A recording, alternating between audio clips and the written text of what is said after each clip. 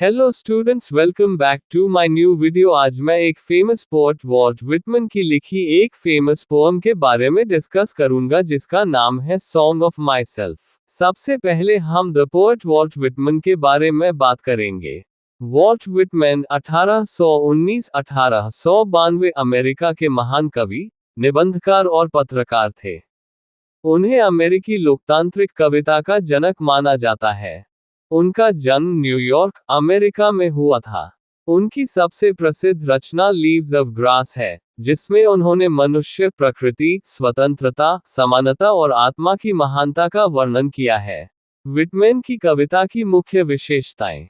वे सभी मनुष्यों को समान मानते थे। उन्होंने गरीब, मजदूर, किसान, सैनिक और साधारण लोगों के जीवन को कविता में स्थान दिया। वे प्रकृति और मनुष्य के गहरे संबंध को दिखाते हैं। उनकी कविताओं में आत्मविश्वास, स्वतंत्र विचार और मानवता का संदेश मिलता है। उनकी शैली पारंपरिक तुकबंदी से अलग थी। उन्होंने फ्री वर्स, मुक्त छंद का प्रयोग किया। उनकी प्रसिद्ध कविता सॉन्ग ऑफ माई सेल्फ में कवि अपने आप को पूरे मानव समाज और ब्रह्मांड से जुड़ा हुआ मानता है। वह कहता है कि हर व्यक्ति के अंदर एक महान शक्ति और दिव्यता मौजूद है। अब हम song of my self title का अर्थ क्या है इसके बारे में बात करेंगे। सॉन्ग ऑफ माई सेल्फ शीर्षक का अर्थ, मेरे स्वयं का गीत या मेरी आत्मा का गीत। इस शीर्षक में माई सेल्फ, स्वयं का अर्थ केवल कवि का निजी जीवन नहीं है। वॉल्ट विटमैन के लिए मैं सेल्फ का अर्थ हर मनुष्य, पूरी मानवता और प्रकृति से जुड़ा हुआ अस्तित्व है। कवि इस कविता में अपने अनुभव, विचार, शरीर, आत्मा, प्रकृति और पूरे ब्रह्मांड के साथ अपने संबंध को व्यक्त करता है। वह बताना चाहता है कि एक व्यक्ति के अंदर जो भावनाएं और अनुभव हैं, वे सभी मनुष्यों में किसी न किसी रूप में मौजूद हैं। अब हम इस पोएम की समरी के बारे में बात करेंगे। कविता की शुरुआत में कवि कहते हैं, मैं स्वयं का उत्सव मनाता हूँ और अपने बारे में गाता हूँ। जो बातें मैं अपने लिए मानता हूँ, वही बातें तुम भी अपने लिए मान सकते हो, क्योंकि मेरे शरीर का हर छोटा कण परमाणु जितना महत्वपूर्ण है, उतना ही तुम्हारा भी है। मैं आराम से बैठता हूँ और अपनी आत्मा को स्वतंत्र छोड़ देता हूँ। मैं शांति से बैठकर गर्मियों की घास की एक छोटी सी पत्ती को ध्यान से देखता हूँ। मेरी जीभ और मेरे खून का हर कण इसी मिट्टी और हवा से बना है। मैं इसी धरती पर पैदा हुआ हूँ। मेरे माता पिता भी यहीं पैदा हुए और उनके माता पिता भी इसी जगह से जुड़े थे। अब मैं 37 वर्ष का हूँ और पूरी तरह स्वस्थ हूँ। मैं अपने जीवन की यात्रा शुरू कर रहा हूं और आशा करता हूं कि मृत्यु तक सीखना और अनुभव करना बंद नहीं करूंगा। धर्म के नियमों और स्कूलों की बनाई हुई सोच को मैं कुछ समय के लिए पीछे रखता हूं। मैं उन्हें भूलता नहीं हूं, लेकिन अभी मैं अपनी प्राकृतिक सोच और अनुभवों को महत्व देता हूं। मैं अच्छे और बुरे दोनों विचारों को सुनने की अनुमति देता हूं। मैं प्रकृति को बिना किसी रोक टोक के उसकी मूल शक्ति और ऊर्जा के साथ स्वीकार करता हूँ। घर और कमरे सुगंधित चीजों, इत्र से भरे हुए हैं। अलमारियों में भी बहुत सारे इत्र रखे हुए हैं। मैं स्वयं उस खुशबू को महसूस करता हूँ, उसे जानता हूँ और पसंद करता हूँ। अगर इन सुगंधों को बहुत ज्यादा गाढ़ा करके बनाया जाए तो वह मुझे नशे जैसा आनंद दे सकती है, लेकिन मैं ऐसा नहीं चाहता। प्रकृति की हवा किसी इत्र की तरह नहीं है। उसमें कोई बनावटी खुशबू नहीं है। फिर भी मुझे ये प्राकृतिक हवा हमेशा पसंद है और मैं उससे प्रेम करता हूँ। मैं जंगल के पास नदी के किनारे जाऊंगा और बिना किसी दिखावे के अपने वास्तविक रूप में रहूंगा। मैं प्रकृति के इतने करीब होना चाहता हूँ कि उसका स्पर्श मुझे महसूस हो। मैं अपनी सांसों की आवाज, अपने हृदय की धड़कन, अपने शरीर में बहते खून और हवा को महसूस करता हूँ। मुझे हरी पत्तियों, सूखी पत्तियों, समुद्र के किनारे की चट्टानों और खेतों में रखी घास की खुशबू अच्छी लगती है। मेरी आवाज हवा में मिल जाती है। कुछ हल्के चुंबन, कुछ आलिंगन और प्रेम के भाव जीवन को आनंदमय बनाते हैं। पेड़ों की डालियों पर पड़ती धूप और छाया का खेल मुझे खुशी देता है। चाहे मैं अकेला रहूं या भीड़ भरी सड़कों पर चलूं, खेतों और पहाड़ियों में जाऊं, हर जगह मुझे जीवन का आनंद मिलता है। स्वास्थ्य की खुशी, दोपहर के समय प्रकृति की आवाज और सुबह उठकर सूर्य से मिलना मेरे लिए बहुत सुखद है।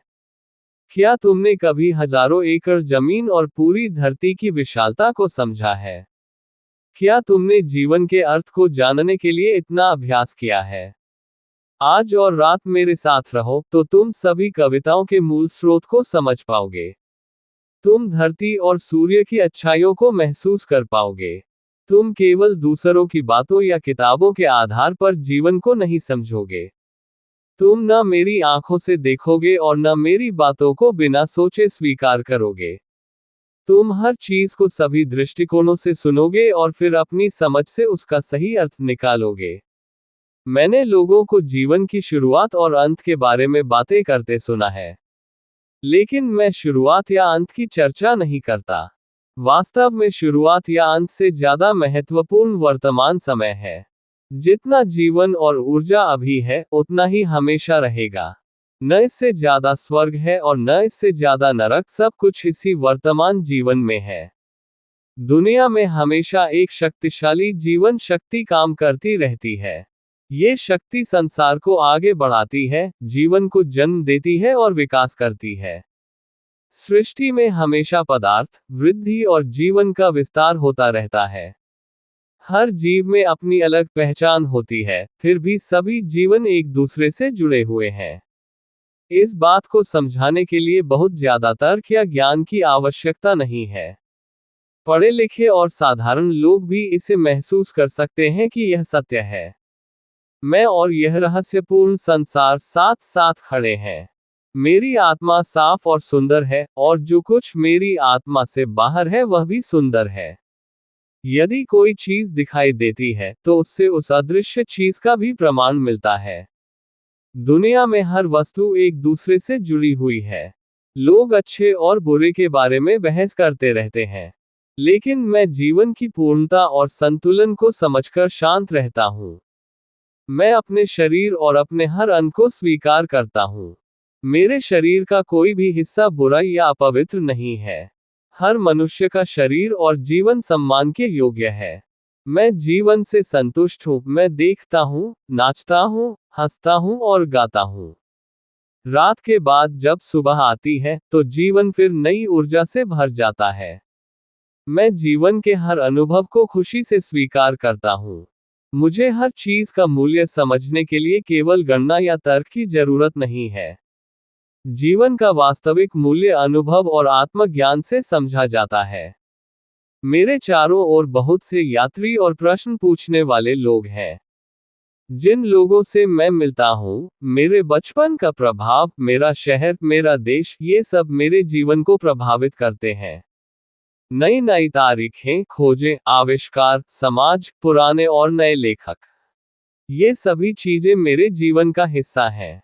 मेरा भोजन, मेरे कपड़े, मेरे मित्र, मेरा रूप, लोगों की प्रशंसा या आलोचना, ये सब मेरे जीवन में आते हैं। जिस व्यक्ति से मैं प्रेम करता हूँ, उसका व्यवहार चाहे अच्छा हो या उदासीन, मेरे परिवार या मेरे स्वास्थ्य की बीमारी, किसी का गलत काम, धन की कमी, दुख या खुशी, ये सभी अनुभव मेरे पास आते हैं और फिर चले जाते हैं। लेकिन ये चीजें मेरा असली मैं, आत्मा नहीं है। इन सभी बाहरी परेशानियों और आकर्षणों से अलग मेरा वास्तविक अस्तित्व है। मेरा असली मैं शांत, संतुष्ट, दयालु और स्वतंत्र है। मैं जीवन को दूर से देखता हूँ, समझता हूँ और आश्चर्य करता हूँ कि आगे क्या होगा। मैं जीवन के खेल का हिस्सा भी हूँ और उसे देखने वाला भी हूँ। मैं अपने पुराने दिनों को याद करता हूँ, जब मैंने संघर्ष किए और कठिनाइयों से गुजरा। लेकिन अब मैं किसी से झगड़ा या बहस नहीं करता। मैं केवल देखता हूँ, अनुभव करता हूँ और धैर्य से प्रतीक्षा करता हूँ। मैं अपनी आत्मा पर विश्वास करता हूँ। मेरा बाहरी रूप और मेरी आत्मा दोनों समान है। न तो मेरी आत्मा को किसी चीज से छोटा समझना चाहिए और न ही मेरे शरीर को। हे मेरी आत्मा, मेरे साथ घास पर आराम करो। अपनी आवाज को स्वतंत्र रूप से बोलने दो। मुझे केवल शब्द, संगीत, कविता या उपदेश नहीं चाहिए। मुझे केवल तुम्हारी शांत और मधुर आवाज सुननी है। मुझे वह सुंदर गर्मियों की सुबह याद है, जब मैं और मेरी आत्मा प्रकृति के साथ एक हो गए थे। उस समय मुझे ऐसा अनुभव हुआ जैसे मेरी आत्मा ने मुझे भीतर से समझाया और जीवन का गहरा ज्ञान दिया। मुझे अचानक ऐसी शांति और ज्ञान मिला जो दुनिया के सभी तर्कों से भी अधिक महान था। मैं समझ गया कि ईश्वर का हाथ मेरी अपनी शक्ति का वादा है। ईश्वर की आत्मा और मेरी आत्मा आपस में जुड़ी हुई है। मैं जानता हूं कि दुनिया में जन्म लेने वाला हर मनुष्य मेरा भाई है, और हर स्त्री मेरी बहन और प्रेम का रूप है। सृष्टि की सबसे बड़ी शक्ति प्रेम है। प्रकृति की हर चीज, पत्ते, चींटियां, पेड़ पौधे, मिट्टी और छोटी छोटी वस्तुएं भी जीवन का हिस्सा है और महत्वपूर्ण है। एक बच्चे ने मुझसे पूछा, ये घास क्या है? और वह अपने हाथों में घास लेकर मेरे पास आया। मैं बच्चे को क्या उत्तर देता? मुझे भी नहीं पता कि घास वास्तव में क्या है। मैं सोचता हूँ कि शायद घास मेरी भावनाओं का झंडा है, जो आशा और हरियाली से बना है। या शायद ये भगवान का रुमाल है, जो उन्होंने मनुष्य को उपहार के रूप में दिया है। इस पर प्रकृति की पहचान लिखी हुई है, ताकि हम इसे देखकर सोचें कि यह किसका है।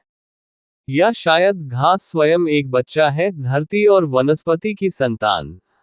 या शायद घास एक ऐसा चिन्ह है जो बताता है कि प्रकृति सभी के लिए समान है।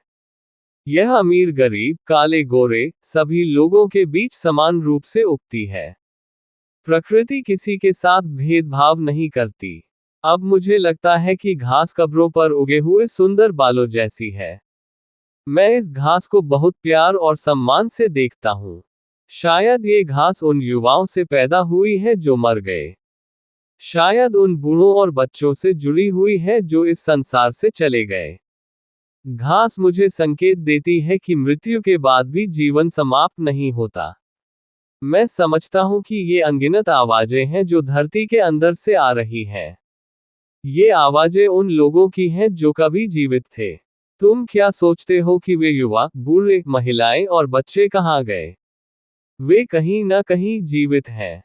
एक छोटी सी नई कोमपल भी ये दिखाती है कि जीवन कभी पूरी तरह खत्म नहीं होता।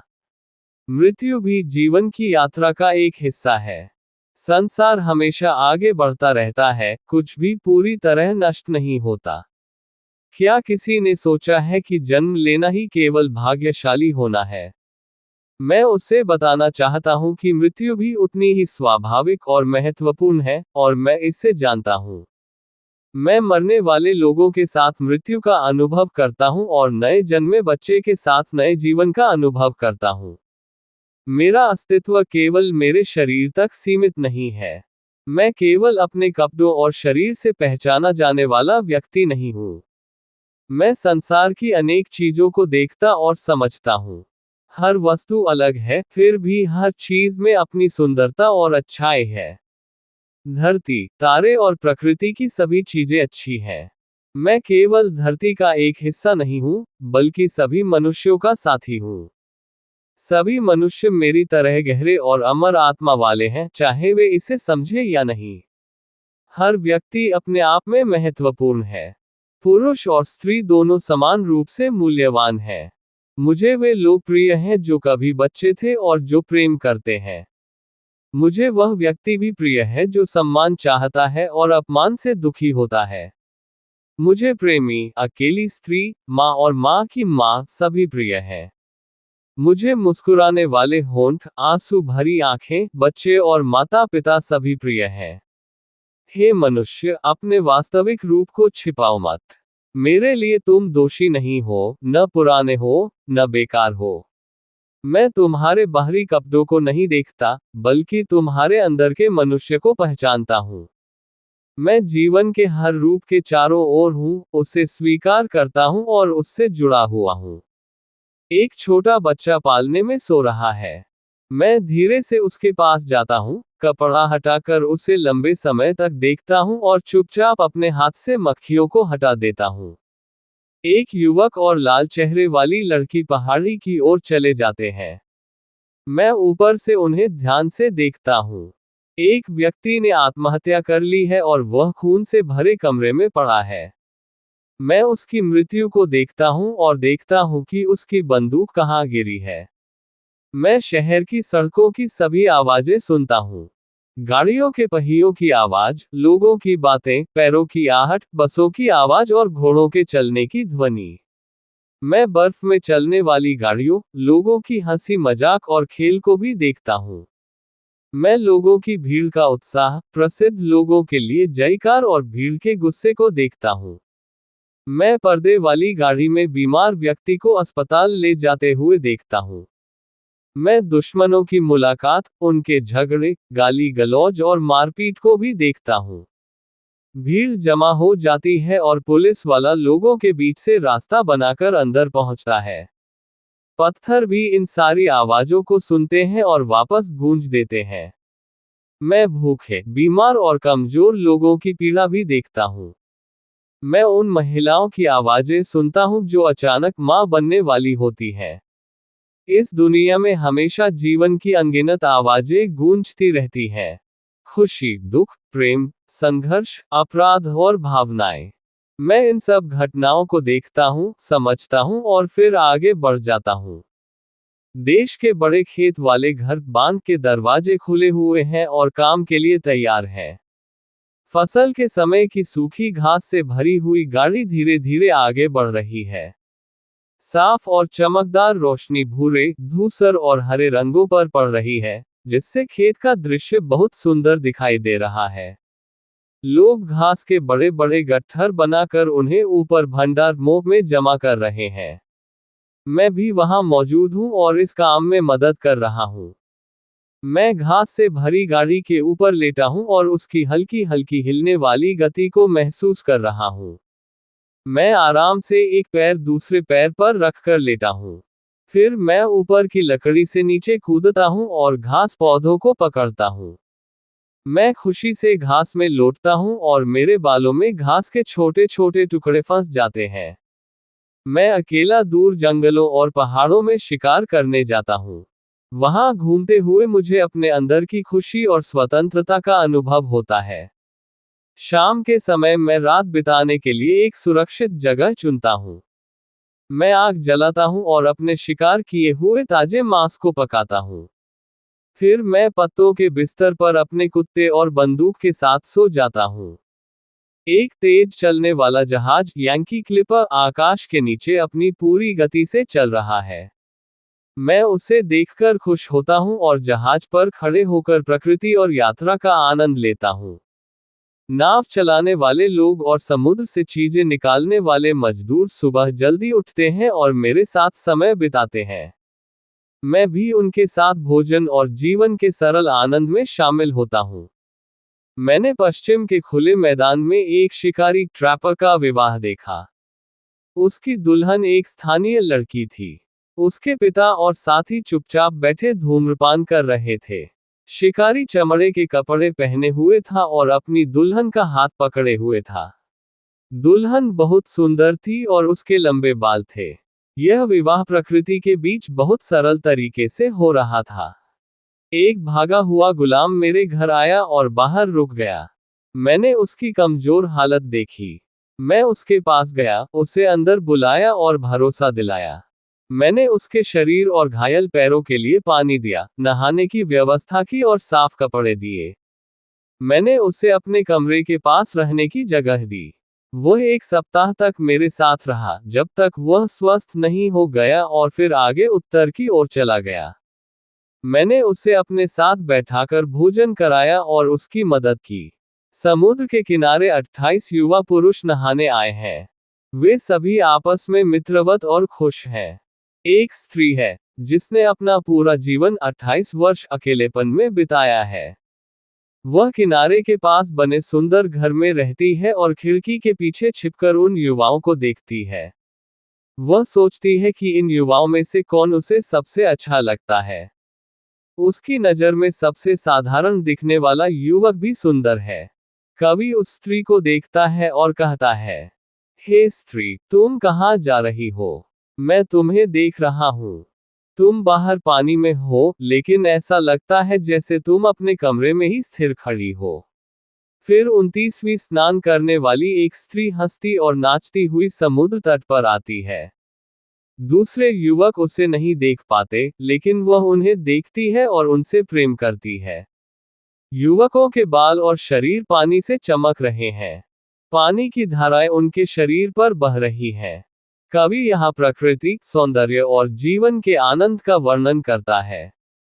युवक समुद्र में स्वतंत्र होकर तैर रहे हैं और प्रकृति के साथ एकता महसूस कर रहे हैं। कसाई का लड़का अपना काम करने वाला कपड़ा उतार रहा है या बाजार में अपनी दुकान पर चाकू तेज कर रहा है। मैं वहां रुककर उसके मजाक, उसकी बातचीत और उसके काम करने के तरीके का आनंद लेता हूँ। लोहार अपने गंदे और पसीने से भरे शरीर के साथ लोहे की निहाई एनवल के पास खड़े हैं। उनके हाथों में बड़े बड़े हथौड़े हैं और वे गर्म आग के पास काम कर रहे हैं। मैं राख से भरे दरवाजे के पास खड़ा होकर उनके काम को ध्यान से देखता हूँ। उनके मजबूत शरीर और बड़ी भुजाओं की शक्ति दिखाई देती है। वे हथौड़ों को धीरे धीरे और निश्चित तरीके से उठाकर लोहे पर मारते हैं।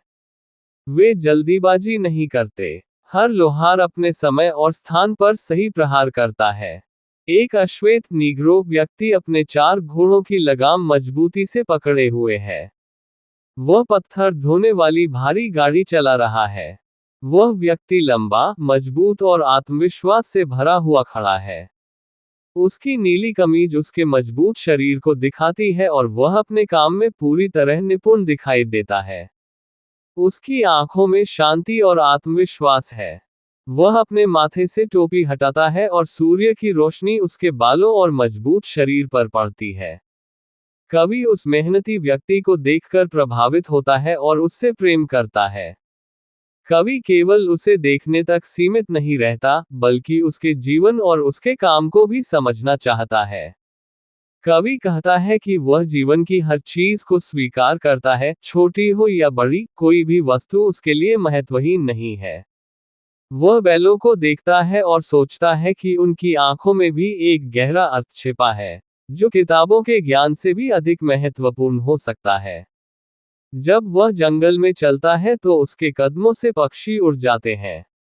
वह पक्षियों की उड़ान और प्रकृति की सुंदरता को महसूस करता है। कवि मानता है कि प्रकृति की हर चीज का अपना उद्देश्य और सुंदरता है। लाल, पीला, सफेद, हरा, बैंगनी, हर रंग और हर जीव जीवन की सुंदरता को दिखाता है। वह कछुए को छोटा या बेकार नहीं मानता, क्योंकि वह किसी और जैसा नहीं है। जंगल का पक्षी बिना संगीत सीखे भी सुंदर आवाज निकालता है। घोड़ी की सरल और सुंदर दृष्टि भी कवि को विनम्र बना देती है। एक जंगली हंस रात के ठंडे समय में अपने झुंड को आगे ले जा रहा है। वह या होंक जैसी आवाज निकालता है, जो मुझे ऐसा लगता है जैसे वह मुझे बुला रहा हो। कुछ लोग उसकी आवाज को बिना अर्थ की समझ सकते हैं, लेकिन मैं ध्यान से सुनता हूं और उसमें प्रकृति का संदेश महसूस करता हूं। उत्तर के जंगलों का बड़ा हिरण, मूस, घर की खिड़की पर बैठी बिल्ली, छोटी चिड़िया, मैदान का जानवर, मां सूअर और उसके बच्चे, और मुर्गी अपने बच्चों के साथ। इन सभी में मुझे और अपने अंदर एक ही प्राकृतिक नियम दिखाई देता है। जब मेरा पैर धरती को छूता है, तो मेरे अंदर बहुत सारे प्रेम और भावनाएं जाग उठती हैं। इन भावनाओं को शब्दों में पूरी तरह बताना कठिन है। मुझे खुले वातावरण में बढ़ता हुआ जीवन बहुत प्रिय है। मुझे वे लोग पसंद हैं जो पशुओं के साथ रहते हैं, समुद्र और जंगलों से जुड़े हैं। मुझे जहाज बनाने वाले, नाव चलाने वाले, लकड़ी काटने वाले और घोड़े चलाने वाले मेहनती लोग पसंद हैं। मैं उनके साथ रह सकता हूँ, उनके साथ खा और सो सकता हूँ। जो चीजें सबसे साधारण, सस्ती और हमारे सबसे करीब हैं, वही मेरे लिए सबसे महत्वपूर्ण है। मैं जीवन में मिलने वाले अवसरों को स्वीकार करता हूँ और अपने अनुभवों को खुलकर बांटता हूँ। मैं प्रकृति से कुछ मांगता नहीं, बल्कि अपनी खुशी और प्रेम को स्वतंत्र रूप से फैलाता हूँ। कवि कहता है कि दुनिया में हर जगह अलग अलग लोग अपने अपने काम में लगे हुए हैं। कोई चर्च में सुंदर आवाज में गीत गा रहा है। कोई बड़ी लकड़ी पर काम कर रहा है। कोई किसान खेतों में मेहनत कर रहा है। कोई नाव चला रहा है। कोई मछली पकड़ रहा है। कोई शिकारी जंगल में है। कोई मजदूर मेहनत कर रहा है। कोई व्यापारी अपना काम कर रहा है। हर व्यक्ति अपने जीवन की जिम्मेदारी निभा रहा है। कवि समाज के हर वर्ग के लोगों को देखता है। धनी और गरीब, पुरुष और स्त्री, मजदूर और अधिकारी, सभी को। वह एक पागल व्यक्ति को अस्पताल ले जाते हुए देखता है। एक बूढ़े छापाखाने के कर्मचारी को काम करते देखता है। एक डॉक्टर को मरीज का इलाज करते देखता है। वह समाज की कठिन घटनाएं भी देखता है। गरीबी, बीमारी, नशा, अपराध और दुख। लेकिन कभी किसी का मजाक नहीं उड़ाता, बल्कि सबके प्रति सहानुभूति रखता है। वह एक वेश्या को देखकर भी उसका अपमान नहीं करता, बल्कि उसके दुख को समझता है। वह राष्ट्रपति, मजदूर, किसान, नाविक, दुकानदार, कलाकार, शिक्षक, बच्चे और परिवारों, सभी को अपने गीत में शामिल करता है। वह देखता है कि कोई विवाह कर रहा है, कोई बच्चे को जन्म दे रहा है, कोई धार्मिक कार्य कर रहा है, कोई खेल और उत्सव मना रहा है। ऋतुएं बदलती रहती हैं। किसान हल चलाता है, फसल काटता है, सर्दियों में लोग आराम करते हैं।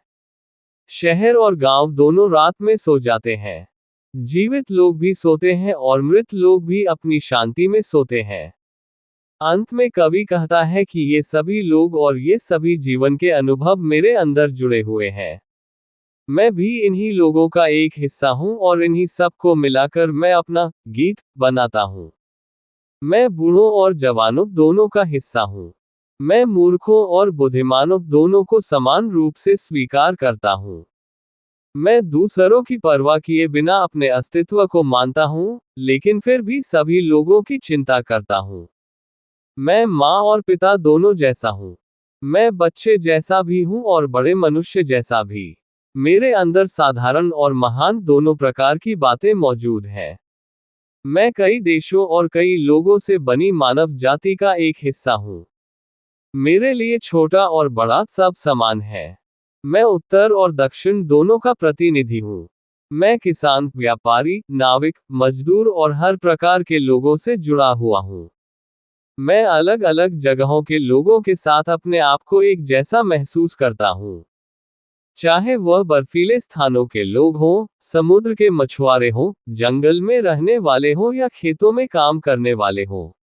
मैं हर मेहनतकश व्यक्ति का साथी हूँ। जो लोग प्रेम से हाथ मिलाते हैं और साथ बैठते हैं, वे मेरे अपने हैं। मैं सरल लोगों से सीखता हूँ और बुद्धिमान लोगों को भी कुछ सिखाता हूँ।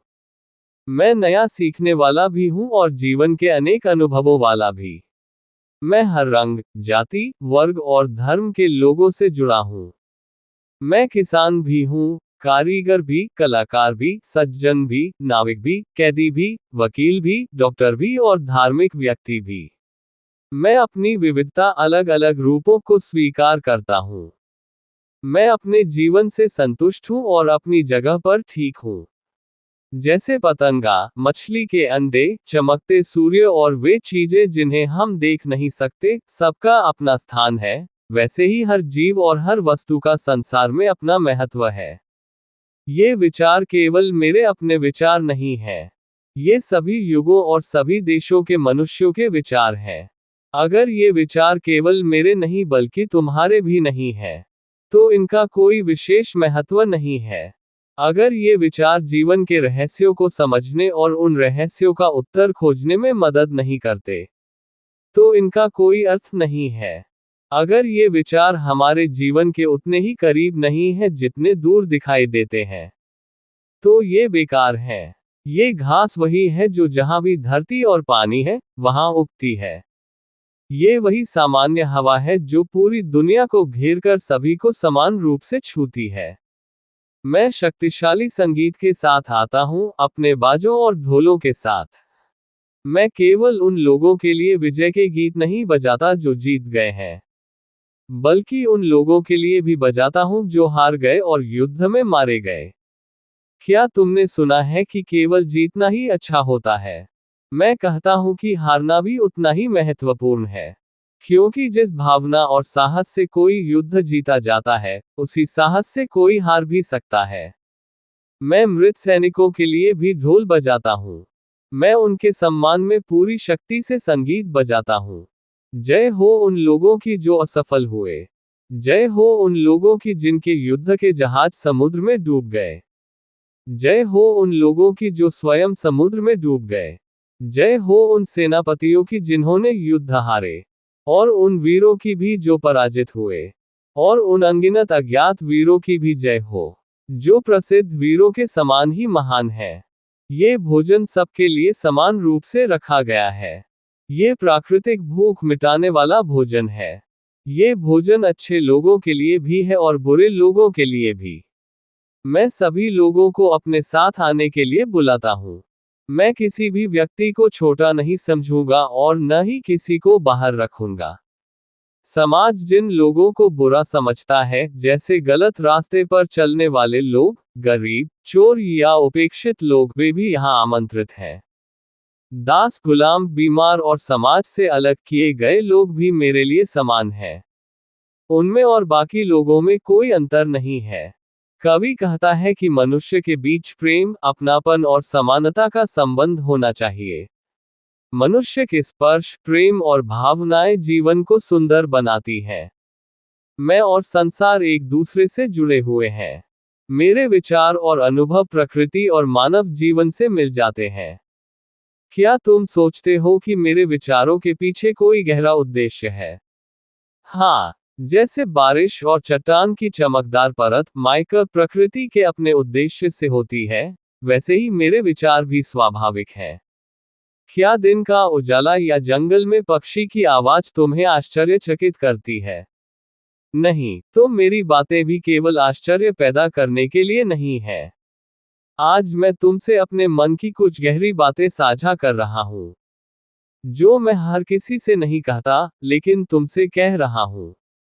कौन है जो यहाँ आता है अपनी इच्छाओं, भावनाओं और रहस्यों के साथ? मैं जो भोजन करता हूँ, उससे मुझे शक्ति कैसे मिलती है? मनुष्य आखिर क्या है? मैं कौन हूँ? तुम कौन हो? मेरी जो भी बातें और विचार हैं, तुम्हें भी अपने विचारों से उन्हें समझना चाहिए। अगर तुम उन्हें अपने जीवन से नहीं जोड़ते, तो मेरी बातें सुनना व्यर्थ है। मैं दुनिया की तरह हर समय शिकायत नहीं करता कि जीवन खाली है या धरती केवल गंदगी से भरी है। मैं कमजोर सोच और दूसरों की अंधी नकल को स्वीकार नहीं करता। मैं अपनी इच्छा के अनुसार जीवन जीता हूँ। मुझे केवल दिखावे और झूठे नियमों के अनुसार चलने की जरूरत नहीं है। मैंने जीवन को गहराई से समझने की कोशिश की है, ज्ञान और अनुभव से जांचा है, और पाया है कि मेरे अपने अस्तित्व से बढ़कर कोई चीज नहीं है। मैं हर मनुष्य में अपना ही रूप देखता हूँ। कोई मुझसे बड़ा नहीं है और कोई छोटा नहीं है। मैं अपने बारे में जो अच्छा या बुरा कहता हूँ, वह दूसरों पर भी लागू होता है। मुझे विश्वास है कि मेरा अस्तित्व मजबूत और सच्चा है। संसार की हर वस्तु मेरे सामने आती है और मैं उसके अर्थ को समझने की कोशिश करता हूँ। मैं जानता हूँ कि मेरी आत्मा अमर है। मेरा अस्तित्व समय से नष्ट नहीं हो सकता। मैं महान हूँ और मुझे अपनी आत्मा को दूसरों के सामने साबित करने की आवश्यकता नहीं है। प्रकृति के नियम कभी माफी नहीं मांगते, वे अपने आप सही हैं। मैं जैसा हूँ, वैसा ही पर्याप्त हूँ। अगर कोई मुझे समझे या न समझे, मैं संतुष्ट हूँ। मेरे लिए सबसे बड़ा संसार मेरा अपना आत्मज्ञान है। मैं अपने सत्य को आज भी स्वीकार कर सकता हूँ और हजारों वर्षों बाद भी। मेरा अस्तित्व बहुत मजबूत आधार पर टिका हुआ है। मृत्यु या विनाश से मैं नहीं डरता, क्योंकि समय बहुत विशाल है। मैं शरीर का भी कवि हूँ और आत्मा का भी कवि हूँ। मेरे जीवन में स्वर्ग जैसी खुशियां भी हैं और नरक जैसे दुख भी। मैं खुशियों को अपने जीवन में बढ़ाता हूँ और दुखों को नए अनुभव और ज्ञान में बदल देता हूँ। मैं पुरुष और स्त्री दोनों का कवि हूँ। मैं कहता हूँ कि स्त्री होना उतना ही महान है जितना पुरुष होना। और माँ, जिसने मनुष्यों को जन्म दिया है, सबसे महान है। मैं आत्मविश्वास और गर्व का गीत गाता हूँ। बहुत समय तक मनुष्य ने खुद को छोटा समझा और अपनी शक्ति को दबाया। अब ऐसा नहीं होना चाहिए। मैं दिखाता हूँ कि बड़ा होना केवल शरीर का आकार नहीं है, बल्कि विकास और महानता है। क्या तुम दूसरों से आगे निकल गए हो? क्या तुम राष्ट्रपति बन गए हो? यह कोई बहुत बड़ी बात नहीं है, क्योंकि हर व्यक्ति अपनी यात्रा में आगे बढ़ सकता है। मैं उस व्यक्ति की तरह हूँ जो शांत और बढ़ती हुई रात के साथ चलता है। मैं धरती और समुद्र को पुकारता हूँ, जो रात की शांति में डूबे हुए हैं। हे रात, तुम अपने शांत, पोषण देने वाले रूप में मेरे पास आओ। हे दक्षिण की हवा वाली रात, तारों से भरी रात, गर्मियों की सुंदर रात, तुम मुझे प्रिय हो। हे धरती, मुस्कुराओ। तुम पेड़ों, पहाड़ों, नदियों, चांद और बादलों से भरी सुंदर धरती हो। सूर्यास्त, पहाड़, चांदनी, नदी की चमक और प्रकृति की हर सुंदरता मुझे आनंद देती है। हे धरती, तुमने मुझे अपना प्रेम दिया है, इसलिए मैं भी तुम्हें प्रेम देता हूँ। ये प्रेम बहुत गहरा और शब्दों से परे है। हे समुद्र, मैं स्वयं को तुम्हारे हवाले करता हूँ। मैं समझता हूँ कि तुम क्या कहना चाहते हो। मैं किनारे से तुम्हारी उठती हुई लहरों को देखता हूँ, जैसे तुम मुझे अपनी ओर बुला रही हो। मुझे लगता है कि तुम मेरे अनुभव के बिना वापस नहीं जाना चाहते। मैं तुम्हारे साथ जुड़ना चाहता हूँ। तुम मुझे अपनी लहरों की शांति और गति में अपने साथ ले चलो। हे समुद्र, तुम्हारी विशाल लहरें जीवन की तरह हैं। कभी शांत, कभी शक्तिशाली और कभी तूफानी। तुम जीवन और मृत्यु दोनों का प्रतीक हो। तुम तूफानों को जन्म देने वाले और उन्हें शांत करने वाले हो। तुम्हारे अंदर अनेक रूप हैं, और मैं भी उन्हीं रूपों का एक हिस्सा हूँ। जैसे समुद्र में ज्वार भाटा आता जाता रहता है, वैसे ही मेरे अंदर भी भावनाएं आती जाती रहती हैं। मैं प्रेम, मित्रता और मनुष्यों के बीच संबंधों का समर्थन करता हूँ। मैं सभी के प्रति सहानुभूति रखता हूँ। मैं केवल अच्छाई का कवि नहीं हूँ, मैं जीवन के बुरे पक्षों को भी स्वीकार करता हूँ। मैं केवल अच्छे लोगों की बात नहीं करता, बल्कि उन चीजों को भी समझता हूँ जिन्हें समाज बुरा कहता है। बुराई भी जीवन का एक हिस्सा है, और बुराई को सुधारने की कोशिश भी जीवन का हिस्सा है। मैं किसी की केवल आलोचना नहीं करता और न ही किसी को पूरी तरह अस्वीकार करता हूँ। मैं जीवन की हर चीज को स्वीकार करता हूँ। क्या तुम सोचते हो कि प्रकृति की व्यवस्था गलत है? नहीं, संसार अपने नियमों के अनुसार चलता है। हर चीज के दो पक्ष होते हैं, अच्छा और बुरा, शांति और संघर्ष। दोनों मिलकर जीवन का संतुलन बनाते हैं। मेरे लिए वर्तमान का ये क्षण सबसे महत्वपूर्ण है। न अतीत इससे बेहतर है, न भविष्य इससे बड़ा। असली आश्चर्य यह नहीं कि कुछ लोग अच्छे हैं, बल्कि यह है कि संसार में कोई व्यक्ति इतना कठोर या प्रेमहीन कैसे हो सकता है। युगों युगों से चले आ रहे विचार और शब्द लगातार आगे बढ़ते और फैलते रहते हैं।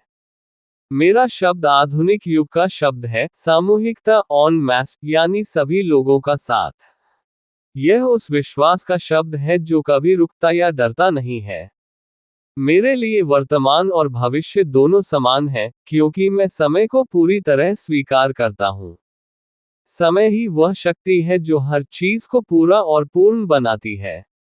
ये संसार का सबसे बड़ा रहस्य है। मैं वास्तविकता को स्वीकार करता हूँ और उस पर संदेह नहीं करता। मैं भौतिक संसार, मटेरियल वर्ल्ड को जीवन का एक महत्वपूर्ण हिस्सा मानता हूँ।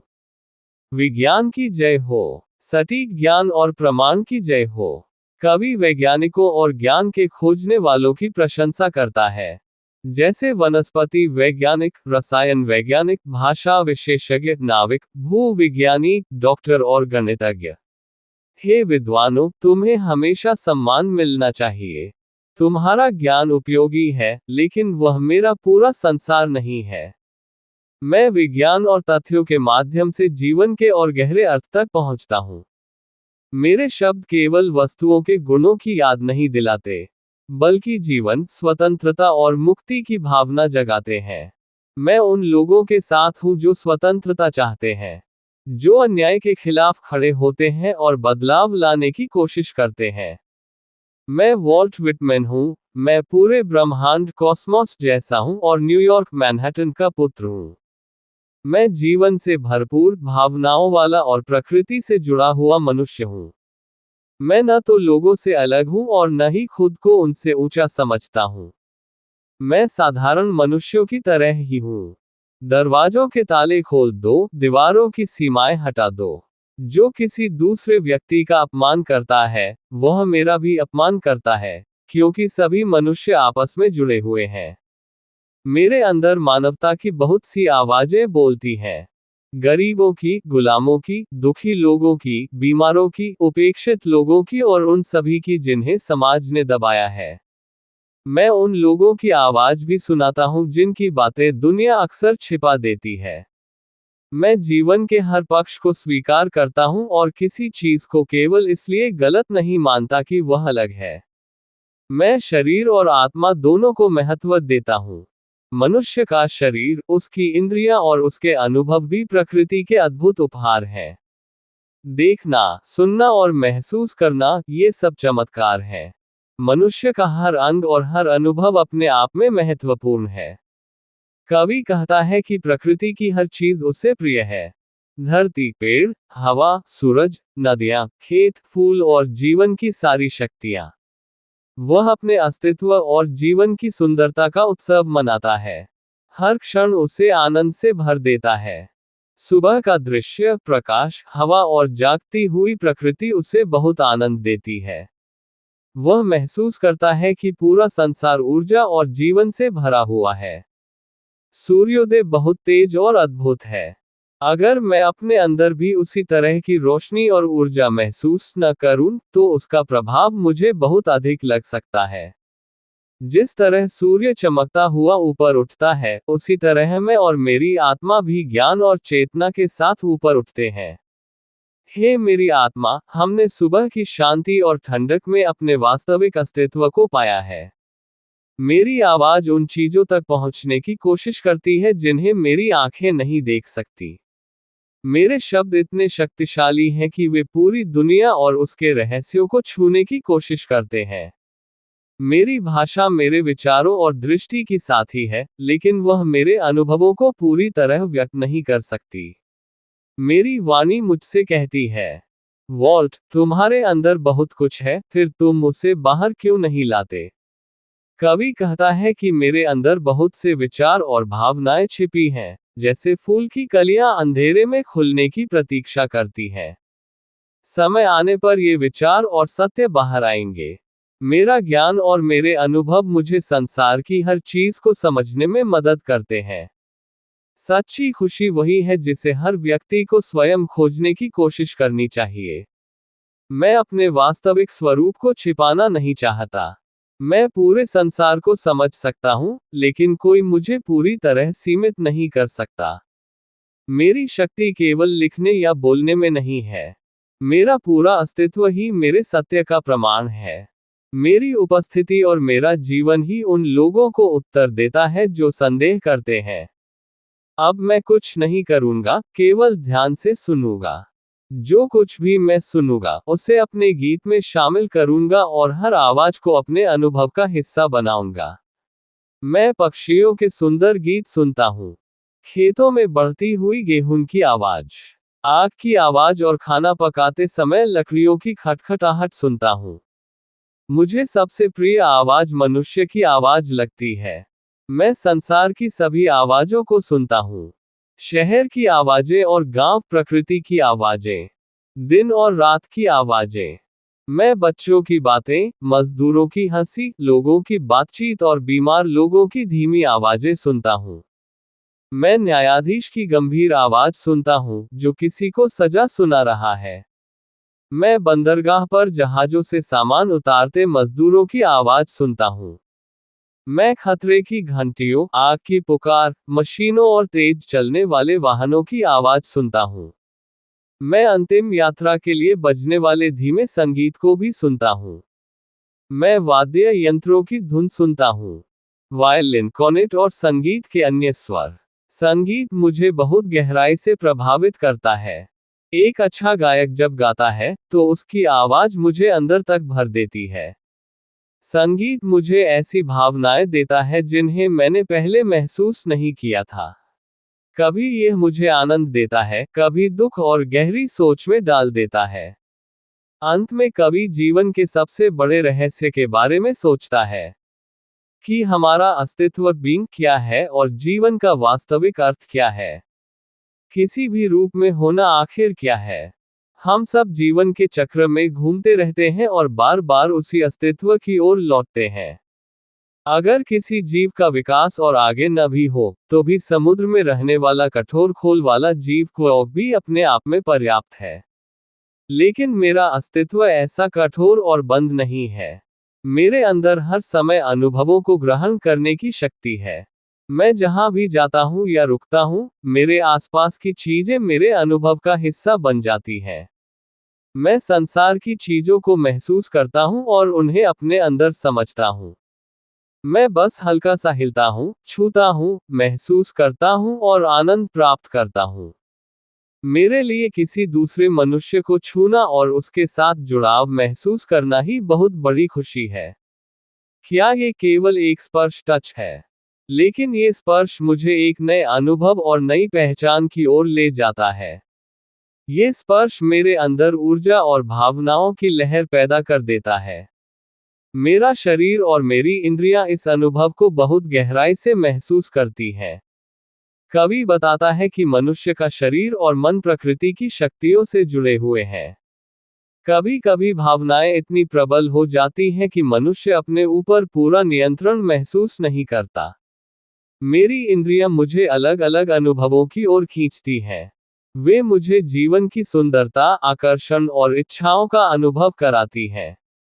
मेरा मन कभी भ्रमित हो जाता है, लेकिन प्रकृति की शांति जैसे धूप और खुले मैदान मुझे संतुलन देती है। कवि कहता है कि मेरे अंदर की भावनाएं और इच्छाएं मुझे चुनौती देती हैं। ऐसा लगता है जैसे मेरे अपने ही अनुभव मेरे विरुद्ध खड़े हो गए हो। अंत में कवि अपने ही अनुभव से कहता है कि यह आकर्षण और स्पर्श बहुत शक्तिशाली है, जिसने मुझे गहराई से प्रभावित कर दिया है। हे स्पर्श टच, तुम अंधे प्रेम की तरह हो। तुम संघर्ष और आकर्षण से भरे हुए अनुभव हो। क्या मेरे से अलग होने पर तुम्हें भी उतना ही दुख हुआ जितना मुझे हुआ? जीवन में अलग होना और फिर मिलना हमेशा चलता रहता है। एक चीज के जाने के बाद दूसरी चीज आती है, जैसे प्रकृति में निरंतर परिवर्तन होता रहता है। प्रकृति हमेशा देती रहती है। बारिश की तरह जो धरती को जीवन देती है, और बदले में धरती और अधिक समृद्ध होकर वापस देती है। बीज अंकुर बनते हैं, बढ़ते हैं और जीवन को आगे बढ़ाते हैं। धरती पर हर जगह जीवन की शक्ति और विकास दिखाई देता है। प्रकृति अपनी पूरी शक्ति और सुंदरता के साथ फैलती है। खेत, पेड़ पौधे और संसार जीवन से भरे हुए हैं। सभी सत्य सच्चाइयां हर चीज के अंदर मौजूद हैं। वे न तो जल्दी प्रकट होने की कोशिश करती हैं और न ही छिपाती हैं। सत्य को बाहर लाने के लिए किसी जबरदस्ती या कृत्रिम प्रयास की जरूरत नहीं होती। मेरे लिए छोटी से छोटी चीज भी उतनी ही महत्वपूर्ण है जितनी कोई बड़ी चीज। क्योंकि जीवन में छोटा और बड़ा केवल हमारी सोच का अंतर है। केवल तर्क, लॉजिक और उपदेश देने से मनुष्य को सच्चाई का अनुभव नहीं होता। कभी कभी प्रकृति का अनुभव और जीवन की वास्तविक भावनाएं मन पर अधिक गहरा प्रभाव डालती हैं।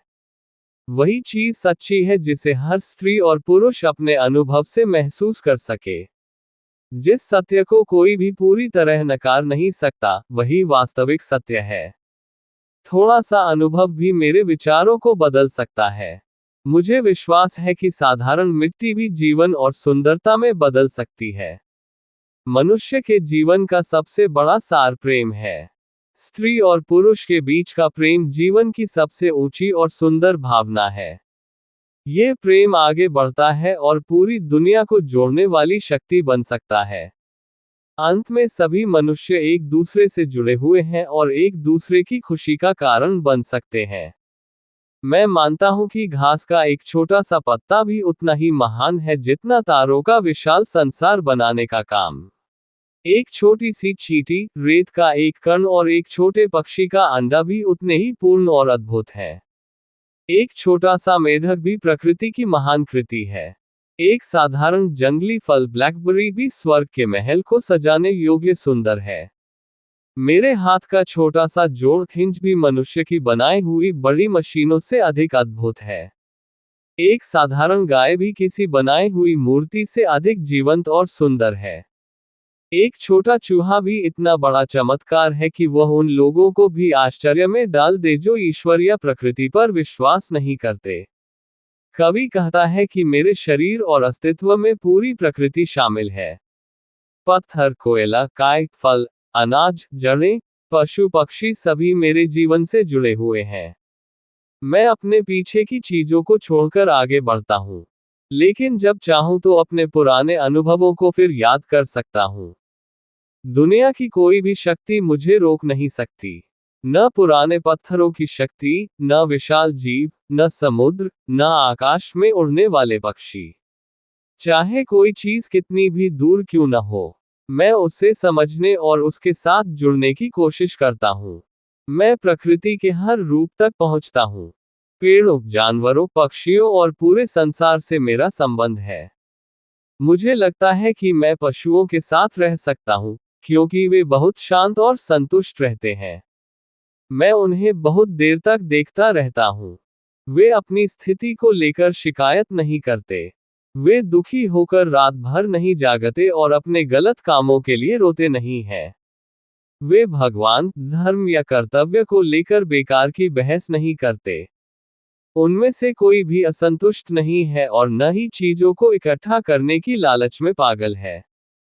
कोई जानवर दूसरे के सामने झुककर अपनी हीनता महसूस नहीं करता। वे न तो घमंडी हैं और न ही जीवन से परेशान हैं। इसलिए मुझे लगता है कि जानवरों में भी मेरे जैसे गुण हैं। वे मुझे मेरे ही अस्तित्व की याद दिलाते हैं। कवि सोचता है कि शायद ये गुण कभी मेरे अंदर भी थे और मैंने उन्हें कहीं खो दिया था। अब मैं जीवन में आगे बढ़ते हुए उन्हें फिर से पहचान रहा हूँ। मैं सभी जीवों से जुड़ा हूँ और उनसे प्रेम करता हूँ। फिर कवि एक सुंदर घोड़े का वर्णन करता है। एक शक्तिशाली, सुंदर और स्वतंत्र घोड़ा, जो ऊर्जा और जीवन से भरा हुआ है। घोड़ा कवि के स्पर्श से प्रसन्न होता है और तेजी से दौड़ता है। कवि कहता है कि घोड़े की गति अद्भुत है, लेकिन उसकी अपनी आत्मा और कल्पना उससे भी तेज है। कवि कहता है कि अब उसे समझ में आ गया है कि समय और स्थान, स्पेस और टाइम की कोई सीमा नहीं है। जो बातें उसने घास पर लेटकर, अकेले सोचते हुए और सुबह समुद्र किनारे महसूस की थीं, वे अब उसे सच्ची लगती हैं। कवि की आत्मा इतनी विशाल हो जाती है कि वह पूरी दुनिया से जुड़ जाती है। वह शहरों, गांवों, जंगलों, पहाड़ों, खेतों, नदियों और समुद्रों में स्वयं को महसूस करता है। वह किसान, मजदूर, नाविक, शिकारी, व्यापारी, पशु पक्षी और प्रकृति के हर रूप में अपने अस्तित्व को देखता है। वह जंगलों में घूमता है, जानवरों को देखता है, नदियों को पार करता है, पहाड़ों पर चढ़ता है और प्रकृति की हर चीज से संबंध महसूस करता है। कवि कहता है कि वह केवल एक व्यक्ति नहीं है, बल्कि पूरे संसार का हिस्सा है। उसकी आत्मा हर जगह पहुंच सकती है, धरती, आकाश, तारे और ब्रह्मांड तक। वह मनुष्य के जीवन के हर अनुभव को स्वीकार करता है। खुशी, दुख, प्रेम, संघर्ष, बीमारी, मृत्यु और साहस। कवि युद्ध के दृश्यों को भी देखता है। वह सैनिकों की बहादुरी, घायलों का दर्द और युद्ध की कठिनाइयों को महसूस करता है, जैसे वह स्वयं वहां मौजूद हो। वह कहता है कि जो पीड़ित है, उसका दर्द भी मेरा दर्द है। जो संघर्ष करता है, उसकी कहानी भी मेरी कहानी है। हर इंसान और हर जीव मेरे साथ जुड़ा हुआ है। कवि कहता है कि जब वह अपनी युवावस्था में टेक्सास में था, तब उसने एक भयानक घटना के बारे में सुना। ये कहानी 412 युवा सैनिकों की हत्या की है। ये सैनिक बहुत बहादुर और साहसी थे। वे घुड़सवारी, बंदूक चलाने और युद्ध कौशल में प्रसिद्ध थे। वे मजबूत शरीर वाले, स्वतंत्र स्वभाव के और जीवन से भरपूर युवक थे। उनमें से कोई भी 30 वर्ष से अधिक उम्र का नहीं था। एक युद्ध में वे दुश्मनों से घिर गए। उन्होंने बहादुरी से लड़ाई की और दुश्मन के लगभग 900 सैनिकों को मार गिराया। लेकिन बाद में उनका नेता घायल हो गया और उनके पास गोलियां भी खत्म हो गईं। इसलिए उन्होंने सम्मानजनक आत्मसमर्पण सरेंडर करने का निर्णय लिया। दुश्मनों ने उन्हें युद्धबंदी प्रिजनर ऑफ वॉर के रूप में स्वीकार करने का वादा किया। उन्होंने अपने हथियार दे दिए और बंदी बन गए। लेकिन कुछ दिनों बाद धोखे से उन्हें बाहर लाया गया और मारने का आदेश दिया गया। सुबह लगभग 5 बजे हत्या शुरू हुई और 3 घंटे में समाप्त हो गई। कई सैनिकों ने घुटने टेकने से मना कर दिया। कुछ ने बहादुरी से सामना किया, कुछ तुरंत मारे गए। घायल सैनिक जमीन पर पड़े थे और कुछ बचने के लिए रेंगने लगे, लेकिन उन्हें भी मार दिया गया। एक 17 वर्ष से कम उम्र के युवक ने अपने हत्यारे को पकड़ लिया और अंतिम समय तक साहस दिखाया। बाद में उनके शवों को जला दिया गया। कवि एक पुराने समय के समुद्री युद्ध की कहानी सुनाता है।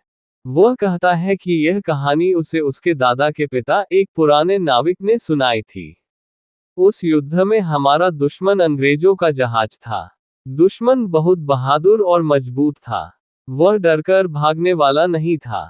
दुश्मन के जहाज ने हमारे जहाज पर लगातार गोलियां बरसाईं। दोनों जहाज बहुत पास आ गए और उनकी रस्सियां तथा मस्तूल आपस में उलझ गए। भयंकर लड़ाई शुरू हो गई। हमारे जहाज को बहुत नुकसान हुआ।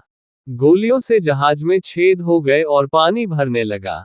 कुछ तोपें भी फट गईं और कई सैनिक मारे गए। रात हो गई, चांद चमक रहा था, लेकिन युद्ध चलता रहा। जहाज में पानी बढ़ता जा रहा था और ऐसा लग रहा था कि जहाज डूब जाएगा।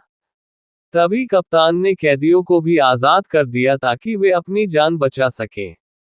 दुश्मन ने पूछा कि क्या हम हार मानकर आत्मसमर्पण करेंगे, लेकिन छोटे कप्तान ने शांत होकर कहा, हमने हार नहीं मानी है, हमारी असली लड़ाई अब शुरू हुई है। अब जहाज पर केवल कुछ तोपें बची थीं, फिर भी कप्तान ने साहस नहीं छोड़ा। उसने खुद तोप चलाने में नेतृत्व किया। चारों तरफ आग, पानी और मौत का खतरा था, लेकिन कप्तान बिल्कुल शांत रहा। उसकी हिम्मत ने सभी सैनिकों को साहस दिया। आधी रात के समय अंत में दुश्मन ने हार मान ली और आत्मसमर्पण कर दिया। आधी रात का समय था और चारों ओर शांति छाई हुई थी। अंधेरे समुद्र में 2 बड़े जहाज बिल्कुल स्थिर खड़े थे। हमारा जहाज बहुत बुरी तरह टूट चुका था और धीरे धीरे डूब रहा था। हम उस जहाज की ओर जाने की तैयारी कर रहे थे जिसे हमने युद्ध में हरा दिया था। कप्तान जहाज के पिछले हिस्से पर खड़ा था और बहुत गंभीरता से आदेश दे रहा था। उसके चेहरे पर दुख और चिंता दिखाई दे रही थी। पास ही जहाज के छोटे बच्चे जो केबिन में काम करता था का शव पड़ा था। एक बूढ़े नाविक का मृत शरीर भी पड़ा था, जिसके सफेद बाल और मूंछें थीं। जहाज में लगी आग बुझाने की कोशिश के बाद भी जल रही थी। कुछ बचे हुए अधिकारी कमजोर आवाज में काम कर रहे थे। चारों ओर मरे हुए सैनिकों के शरीर पड़े थे। रस्सियां टूट गई थीं, जहाज का सामान बिखरा हुआ था और समुद्र की लहरों की धीमी आवाज आ रही थी। आकाश में कुछ तारे चुपचाप चमक रहे थे, जैसे वे इस दुखद दृश्य को देख रहे हों। समुद्र की हवा में किनारे की घास और धरती की खुशबू आ रही थी, लेकिन साथ ही मौत का वातावरण भी था। घायल सैनिकों का इलाज किया जा रहा था। डॉक्टर चाकू और औजारों से घायलों की मदद कर रहे थे। कहीं दर्द की चीखें थीं, कहीं कराहने की आवाजें थीं। ये सब युद्ध की भयानक सच्चाई थी। ऐसी घटनाएं जिन्हें वापस बदला नहीं जा सकता। कवि कहता है, हे पहरेदारों, सावधान रहो। अपने हथियार संभालो। चारों ओर से लोग अंदर आ रहे हैं और मैं उन सभी के दुख और अनुभवों को अपने अंदर महसूस कर रहा हूं। मैं उन सभी लोगों के साथ अपना संबंध महसूस करता हूं जो समाज में दुखी हैं, जिन्हें दबाया गया है या जिन्हें सजा मिली है। मैं खुद को एक कैदी के रूप में देखता हूं, जैसे मैं किसी दूसरे व्यक्ति के शरीर में बंद हूं। मैं उनके दर्द को अपना दर्द समझता हूं। जेल के पहरेदार जब कैदियों पर निगरानी रखते हैं तो कवि कहता है कि वह भी उनके साथ है। जब किसी कैदी को सुबह जेल से बाहर लाया जाता है और रात को फिर बंद किया जाता है, तो वह अनुभव भी मेरा है। जब कोई अपराधी हथकड़ी पहनकर जेल जाता है तो कवि महसूस करता है कि वह भी उसके साथ चल रहा है। वह केवल अपराधी को दोषी नहीं मानता, बल्कि उसकी पीड़ा को भी समझता है। जब कोई गरीब युवक चोरी के आरोप में पकड़ा जाता है और उसे सजा मिलती है, तो कवि कहता है कि वह भी उस दुख में शामिल है। जब कोई व्यक्ति बीमारी जैसे हैजा से मरने की स्थिति में होता है, तो कवि उसका दर्द भी महसूस करता है। उसका चेहरा पीला पड़ जाता है और लोग उससे दूर भागते हैं, लेकिन कवि उसके साथ खड़ा है। कवि कहता है, बस अब बहुत हुआ। मैं कुछ समय के लिए रुकना चाहता हूँ, क्योंकि मैं अपने ऊपर हुए दुख और पीड़ा से हिल गया हूँ। मुझे थोड़ा समय चाहिए ताकि मैं आराम कर सकूं, सोच सकूं और अपने आप को फिर से पहचान सकूं। मुझे लगता है कि मैं एक सामान्य गलती करने वाला था। मैं उन लोगों के अपमान और मजाक को भूलने लगा था जिन्होंने मुझे दुख दिया। मैं उन आंसुओं को कैसे भूल सकता हूं जो दर्द के कारण निकले थे। मैं उन चोटों और अत्याचारों को कैसे भूल सकता हूं जो मुझे सहने पड़े। मैं अपनी ही पीड़ा को ऐसे नहीं देख सकता जैसे वह किसी और की कहानी हो। मेरी पीड़ा भी मेरे अस्तित्व का हिस्सा है। अब मुझे फिर से याद आ गया है कि मैं कौन हूं। कवि कहता है कि मृत्यु भी अंतिम अंत नहीं है। कब्र में दबा शरीर भी प्रकृति के चक्र का हिस्सा बन जाता है। मृत्यु के बाद भी जीवन किसी न किसी रूप में आगे बढ़ता रहता है। घाव भर जाते हैं, बंधन टूट जाते हैं और मैं फिर नई शक्ति के साथ आगे बढ़ता हूँ। मैं एक ऐसे अनंत मानव समूह का हिस्सा हूँ जो हमेशा आगे बढ़ता रहता है। हम धरती और समुद्र पार करते हुए सभी सीमाओं को तोड़ देते हैं। हमारे विचार और जीवन की शक्ति पूरी दुनिया में फैलती है। हमारे सिर पर लगे फूल हजारों वर्षों के विकास और अनुभव का प्रतीक है। कवि विद्यार्थियों से कहता है, आओ आगे बढ़ो, प्रश्न पूछते रहो और सीखते रहो। कवि पूछता है, ये सरल, स्वतंत्र और प्रेम से भरा हुआ मनुष्य कौन है? क्या वह ऐसा व्यक्ति है जो अभी सभ्यता, सिविलाइजेशन की प्रतीक्षा कर रहा है? या वह सभ्यता से आगे निकल चुका है और उसे समझ चुका है? क्या वह अमेरिका के किसी खुले प्राकृतिक क्षेत्र में पला बड़ा व्यक्ति है? क्या वह पहाड़ों, मैदानों, जंगलों या समुद्र से जुड़ा हुआ कोई व्यक्ति है? वह कहीं का भी हो, लोग उसे पसंद करते हैं और उसके पास रहना चाहते हैं। लोग चाहते हैं कि वह उन्हें प्रेम करे, उनसे बात करे और उनके साथ रहे। उसका व्यवहार बर्फ के टुकड़ों की तरह स्वतंत्र और प्राकृतिक है। उसके शब्द घास की तरह सरल हैं। उसके बाल सजे हुए नहीं हैं, लेकिन उसमें बनावटीपन नहीं है। उसकी हंसी, सरलता और मासूमियत उसे आकर्षक बनाती है। उसकी चाल, चेहरा और सामान्य जीवन शैली में भी एक खास सुंदरता है। उसकी अच्छाई और जीवन शक्ति उसके हर काम से दिखाई देती है। उसके हाथों के स्पर्श से, उसकी सांस से और उसकी आंखों की चमक से। कवि वॉल्ट विटमैन प्रकृति, मनुष्य और जीवन की महान शक्ति के बारे में बोलते हैं। कवि कहता है कि केवल बाहरी सुंदरता, धूप की चमक ही महत्वपूर्ण नहीं है, बल्कि जीवन की गहराई और आत्मा भी उतनी ही महत्वपूर्ण है। कवि सूरज की रोशनी से कहता है कि तुम केवल ऊपर की चीजों को चमकाते हो, लेकिन मैं जीवन की बाहरी और अंदरूनी दोनों गहराइयों को समझता हूँ। कवि धरती से बात करता है और कहता है कि हे धरती, तुम मेरे हाथों से कुछ चाहती हो क्या? मैं मनुष्य और प्रकृति के बीच के गहरे संबंध को समझता हूँ, लेकिन उसे पूरी तरह शब्दों में नहीं बता सकता। कवि कहता है कि जब मैं किसी को कुछ देता हूँ तो केवल वस्तु नहीं देता, बल्कि अपना प्रेम, अपनी आत्मा और अपना अस्तित्व देता हूँ। मेरा प्रेम सभी के लिए समान है। वह गरीब मजदूर, खेतों में काम करने वाले व्यक्ति और समाज के निम्न समझे जाने वाले लोगों को भी उतना ही सम्मान देता है।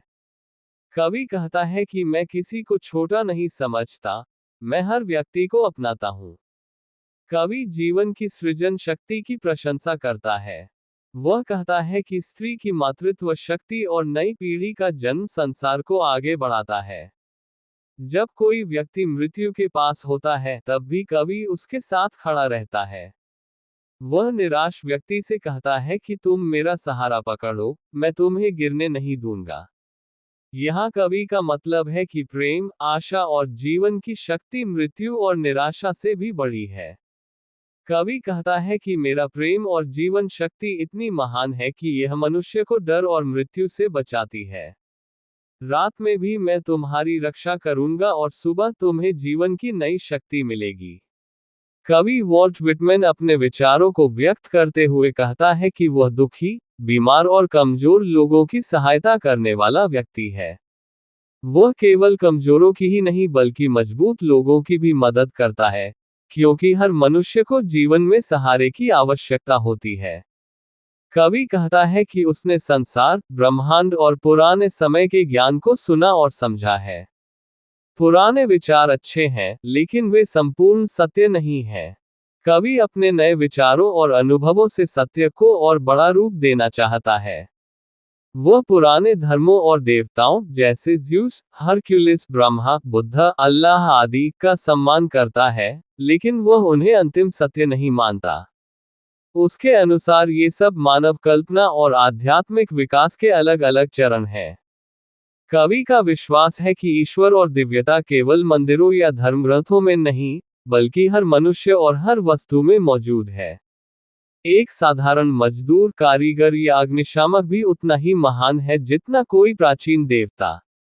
वह कहता है कि घर बनाने वाला बढ़ई जब हथौड़ा और औजार चलाता है, तो उसमें भी सृजन की शक्ति दिखाई देती है। मेहनत करने वाला सामान्य व्यक्ति भी उतना ही सम्मान योग्य है। कवि अग्निशामकों की प्रशंसा करता है जो आग में फंसे लोगों को बचाने के लिए अपनी जान जोखिम में डालते हैं। वह उनके साहस को देवताओं जैसी महानता मानता है। कवि यह भी कहता है कि प्रकृति की छोटी से छोटी चीजें जैसे कीड़े, मिट्टी, गंदगी और साधारण वस्तुएं भी अद्भुत हैं। संसार की हर चीज में जीवन और महत्व है। वह पुराने, अलौकिक चमत्कारों से अधिक वास्तविक जीवन, मनुष्य और प्रकृति को महत्व देता है। उसका विश्वास है कि मनुष्य स्वयं महान रचनाकार बन सकता है और भविष्य में बहुत अच्छा कार्य कर सकता है। कवि वॉल्ट विटमैन अपने आप को और पूरे मानव समाज को एक साथ जोड़कर देखता है। वह कहता है कि भीड़ के बीच जो आवाज सुनाई देती है, वह उसकी अपनी आत्मा की आवाज है। कवि अपने प्रिय लोगों, बच्चों, स्त्रियों, मित्रों और परिवार जैसे सभी मनुष्यों को अपने पास बुलाता है। वह जीवन के महान संगीत को महसूस करता है। ये संगीत किसी वाद्य यंत्र से नहीं, बल्कि जीवन और मानव अनुभवों से निकलता है। कवि कहता है कि संसार में हमेशा वही चीजें चलती रहती हैं, धरती, सूरज, हवा, समुद्र की लहरें, मनुष्य का सुख दुख और जीवन की समस्याएं।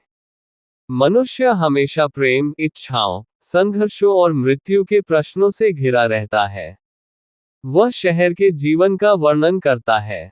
शहर में राजनीति, युद्ध, व्यापार, समाचार, स्कूल, बैंक, उद्योग और बाजार जैसी चीजें चलती रहती हैं। कवि कहता है कि मैं भी इस समाज का एक हिस्सा हूं, इसलिए समाज की हर समस्या और हर घटना मुझसे जुड़ी है। कवि मानता है कि हर इंसान उसके जैसा ही है। कमजोर और साधारण व्यक्ति भी उतना ही महत्वपूर्ण है। दूसरों के विचार और भावनाएं भी उसके अपने विचारों जैसी हैं। फिर कवि बाहरी चीजों की तुलना अंदर की वास्तविकता से करता है। केवल किताब महत्वपूर्ण नहीं है, बल्कि उसे बनाने वाला व्यक्ति भी महत्वपूर्ण है। केवल तस्वीर महत्वपूर्ण नहीं, बल्कि उसके पीछे का जीवित इंसान महत्वपूर्ण है। केवल जहाज और हथियार महत्वपूर्ण नहीं, बल्कि उसे चलाने वाले लोगों का साहस महत्वपूर्ण है। केवल घर और सामान महत्वपूर्ण नहीं, बल्कि उसमें रहने वाले लोगों का प्रेम महत्वपूर्ण है। केवल धर्मग्रंथ और उपदेश महत्वपूर्ण नहीं, बल्कि मानव मस्तिष्क और हृदय की शक्ति अधिक महत्वपूर्ण है। अंत में कवि बड़े प्रश्न पूछता है। बुद्धि क्या है? प्रेम क्या है? जीवन क्या है? वह बताना चाहता है कि इनका असली उत्तर मनुष्य के अंदर छिपा हुआ है। कवि वॉल्ट विटमैन धर्म, विश्वास और मानव जीवन के बारे में अपने विचार व्यक्त करता है। कवि कहता है कि वह किसी भी धर्म के पुजारियों या धार्मिक विश्वासों का अपमान नहीं करता। उसका विश्वास इतना विशाल है कि उसमें पुराने और नए सभी धर्मों के विचारों के लिए स्थान है। वह हर प्रकार की पूजा पद्धति और आस्था को स्वीकार करता है। कवि अलग अलग धर्मों और संस्कृतियों की परंपराओं का वर्णन करता है, जैसे पुराने देवताओं की पूजा, सूर्य की आराधना, मूर्ति पूजा, वेद, कुरान, ईसाई धर्म और अन्य धार्मिक रीति रिवाज। वह कहना चाहता है कि मनुष्य ने अलग अलग समय और स्थान पर सत्य को अलग अलग रूपों में खोजा है। उसके अनुसार सभी धर्म मानव आत्मा की खोज के अलग अलग रास्ते हैं। कोई भी रास्ता पूरी तरह गलत नहीं है। कवि उन लोगों को भी स्वीकार करता है जो दुखी, निराश, संदेह करने वाले या ईश्वर को नहीं मानने वाले हैं। वह कहता है कि मैं तुम्हारे दर्द और संघर्ष को समझता हूं, क्योंकि तुम भी मेरे जैसे ही मनुष्य हो। कवि जीवन के दुखों जैसे मृत्यु, असफलता, बीमारी और निराशा को भी जीवन का हिस्सा मानता है। वह कहता है कि कोई भी व्यक्ति संसार में व्यर्थ नहीं है। वह मृत युवाओं, बच्चों, बूढ़ों, गरीबों और पीड़ित लोगों का भी सम्मान करता है। उसके अनुसार प्रकृति और ब्रह्मांड में हर जीव और हर वस्तु का अपना महत्व है। कवि को विश्वास है कि भविष्य में जो कुछ भी होगा, वह भी जीवन की बड़ी योजना का हिस्सा होगा और अंततः उसका कोई अर्थ अवश्य होगा। कवि वॉल्ट विटमैन अपने अस्तित्व, मनुष्य के विकास और ब्रह्मांड से अपने संबंध के बारे में बताता है। कवि कहता है कि अब समय आ गया है कि मैं अपने बारे में स्पष्ट रूप से बताऊं।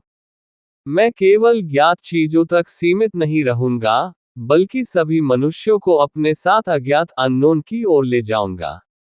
वह कहता है कि घड़ी केवल वर्तमान समय बताती है, लेकिन अनंत काल इटर्निटी का कोई अंत नहीं है।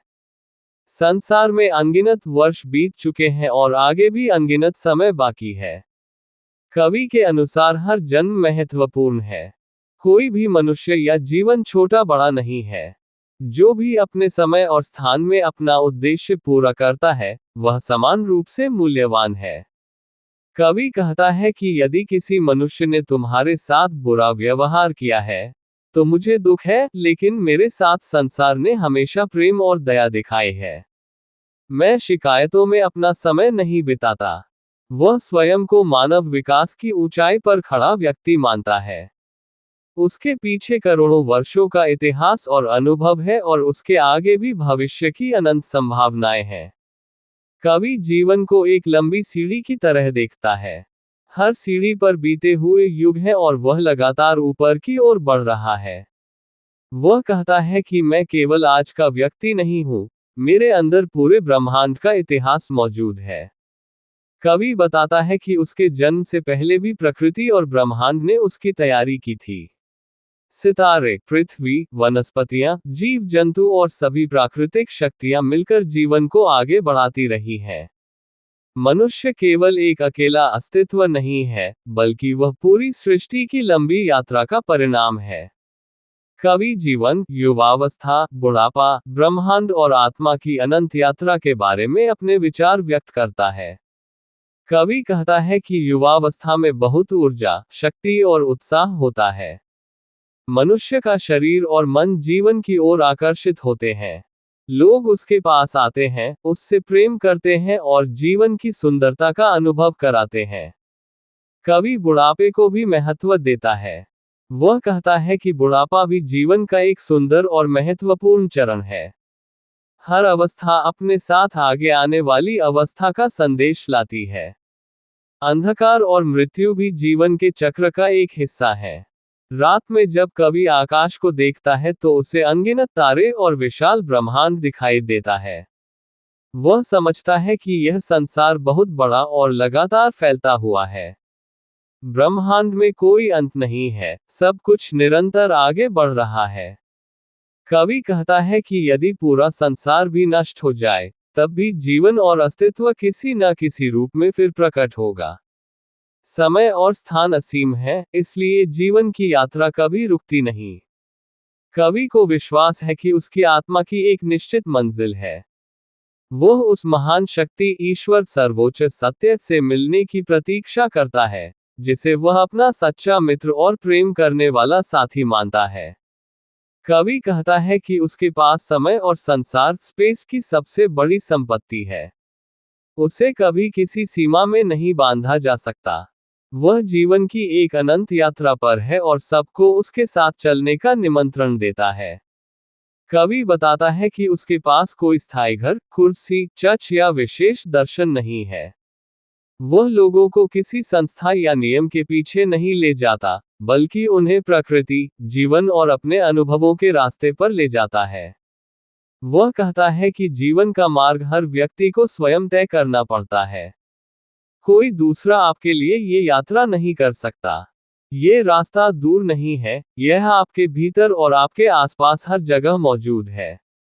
कवि अपने शिष्य या पुत्र समान व्यक्ति से कहता है कि अपना सामान उठाओ और मेरे साथ चलो। हम यात्रा करते हुए अद्भुत शहरों और स्वतंत्र देशों को देखेंगे। यदि तुम थक जाओ, तो मैं तुम्हारा बोझ उठा लूंगा। बाद में तुम भी मेरी सहायता करोगे। जीवन की यात्रा एक दूसरे की मदद से चलती है। फिर कवि बताता है कि एक सुबह उसने आकाश के असंख्य तारों को देखकर अपनी आत्मा से पूछा, जब हम पूरे ब्रह्मांड का ज्ञान और आनंद प्राप्त कर लेंगे, क्या तब हमें पूर्ण संतोष मिल जाएगा?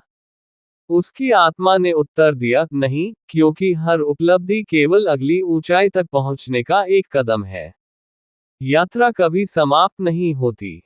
कवि यह भी कहता है कि वह हर प्रश्न का उत्तर नहीं दे सकता। कुछ सत्य मनुष्य को स्वयं खोजने पड़ते हैं। अंत में वह अपने प्रिय शिष्य से कहता है, आराम करो, भोजन करो, अपनी शक्ति वापस पाओ। फिर मैं तुम्हें विदा दूंगा, क्योंकि अब तुम्हें अपने पैरों पर चलना है। कवि उसे डर छोड़ने और साहसी बनने की प्रेरणा देता है।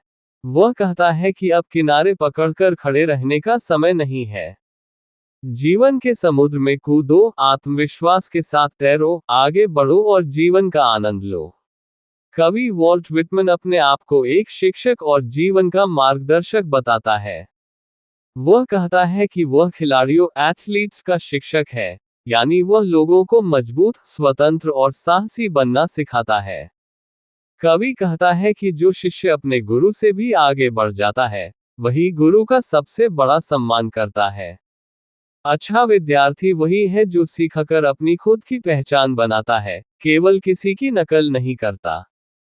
कवि जिस युवक को पसंद करता है, वह बड़ा होकर अपने बल और अधिकार से एक स्वतंत्र व्यक्ति बनता है। वह समाज के डर या दिखावे के कारण नहीं जीता, बल्कि अपनी इच्छा और अनुभव के अनुसार जीवन जीता है। वह कहता है कि मनुष्य को जीवन की सभी चीजों का अनुभव करना चाहिए। प्रेम, खुशी, दुख, संघर्ष, सफलता और असफलता। कवि को ऐसा व्यक्ति पसंद है जो साहसी हो, खेल कूद में अच्छा हो, लड़ना जानता हो, लक्ष्य पर निशाना लगा सके, नाव चला सके, गीत गा सके और जीवन को खुलकर जी सके। कवि कहता है कि वह लोगों को अपने से अलग होने की स्वतंत्रता भी सिखाता है, लेकिन फिर भी उसके विचार हर व्यक्ति के साथ रहते हैं। उसके शब्द लोगों के मन में तब तक रहते हैं जब तक वे उन्हें समझ न लें। वह कहता है कि उसकी कविता केवल पैसे या समय बिताने के लिए नहीं है। उसकी आवाज वास्तव में हर इंसान के अंदर छिपी हुई आवाज है। कवि कहता है कि उसे समझने के लिए बंद कमरे, किताबें या स्कूल ही पर्याप्त नहीं है। प्रकृति के पास जाओ। पहाड़, नदी, समुद्र, खेत, पेड़ पौधे, ये सभी जीवन का ज्ञान देते हैं। साधारण लोग जैसे मजदूर, किसान, बढ़ई, नाविक, सैनिक और बच्चे उसके सबसे करीब हैं, क्योंकि वे वास्तविक जीवन से जुड़े हैं। सैनिक युद्ध से पहले, शिकारी जंगल में, किसान खेत में, माँ अपने बच्चे के साथ, सब उसके विचारों को महसूस करते हैं। कवि वॉल्ट विटमन आत्मा, शरीर, ईश्वर और मनुष्य के संबंध के बारे में अपने विचार बताता है। कवि कहता है कि आत्मा शरीर से बड़ी नहीं है और शरीर भी आत्मा से बड़ा नहीं है। दोनों समान रूप से महत्वपूर्ण है। मनुष्य स्वयं भी बहुत महान है, क्योंकि उसके अंदर जीवन और चेतना मौजूद है। वह कहता है कि जो व्यक्ति दूसरों के प्रति सहानुभूति, दया और प्रेम नहीं रखता, वह अपने जीवन को व्यर्थ कर देता है। बिना प्रेम और समझ के जीना ऐसा है जैसे व्यक्ति अपनी ही मृत्यु की ओर जा रहा हो। कवि मानता है कि किसी गरीब या साधारण व्यक्ति के पास भी संसार की सबसे मूल्यवान चीजें हो सकती हैं। केवल धन से महानता नहीं आती। वह कहता है कि दुनिया की छोटी से छोटी चीज भी बहुत अद्भुत है। एक छोटी सी पत्ती, फल या प्रकृति की कोई वस्तु भी पूरे ब्रह्मांड के रहस्य को दिखा सकती है। हर काम महत्वपूर्ण है। कोई भी व्यक्ति अपने काम को ईमानदारी से करके महान बन सकता है। कवि मनुष्य से कहता है कि अपने मन को शांत और मजबूत रखो, क्योंकि मनुष्य के अंदर बहुत बड़ी शक्ति है। वह कहता है कि ईश्वर को केवल बाहर खोजने की जरूरत नहीं है। ईश्वर हर जगह मौजूद है। मनुष्य के चेहरों में, प्रकृति में, अपने अंदर। कवि कहता है कि वह हर क्षण ईश्वर की झलक देखता है, लेकिन ईश्वर की पूरी शक्ति को समझ नहीं सकता क्योंकि वह बहुत महान है। सड़क पर पड़ी हर छोटी चीज भी ईश्वर का संदेश जैसी है। वह उन्हें देखकर समझता है कि संसार में हर चीज का अपना महत्व है। कवि वॉल्ट व्हिटमैन मृत्यु, जीवन और प्रकृति के चक्र के बारे में अपने विचार व्यक्त करता है। कवि मृत्यु से कहता है कि तुम मुझे डराने की कोशिश मत करो। मृत्यु जीवन का एक स्वाभाविक हिस्सा है, इसलिए उससे डरना व्यर्थ है। वह जन्म और मृत्यु की प्रक्रिया को एक साथ देखता है। जैसे एक दाई अकाउचर बच्चे के जन्म में सहायता करती है, वैसे ही प्रकृति जीवन के आने जाने की प्रक्रिया को संभालती है। मृत्यु भी एक प्रकार का परिवर्तन है। कवि मृत शरीर से भी घृणा नहीं करता। वह कहता है कि शरीर मिट्टी में मिलकर खाद मैन्योर बन जाता है और उसी से नए पौधे, फूल और जीवन पैदा होते हैं। इसलिए मृत्यु भी प्रकृति के लिए उपयोगी है। कवि जीवन से कहता है कि तुम भी अनेक मृत्यु के बाद बचा हुआ एक नया रूप हो। हर जीव पहले भी कई परिवर्तनों से गुजर चुका है। वह तारों, सूरज और प्रकृति से संवाद करता है। वह कहता है कि अगर प्रकृति कुछ न कहे, तो वह भी कुछ नहीं कह सकता, क्योंकि उसका ज्ञान प्रकृति से ही आता है। पतझड़ का जंगल, चांदनी रात, सूखे पेड़ और मिट्टी में सड़ती चीजें, ये सब भी जीवन के चक्र का हिस्सा है। जो चीज खत्म होती है, वही किसी नए रूप में जन्म लेती है। अंत में कवि समझता है कि अंधकार के पीछे भी प्रकाश छिपा है। रात के बाद दिन आता है और मृत्यु के बाद नया जीवन शुरू होता है।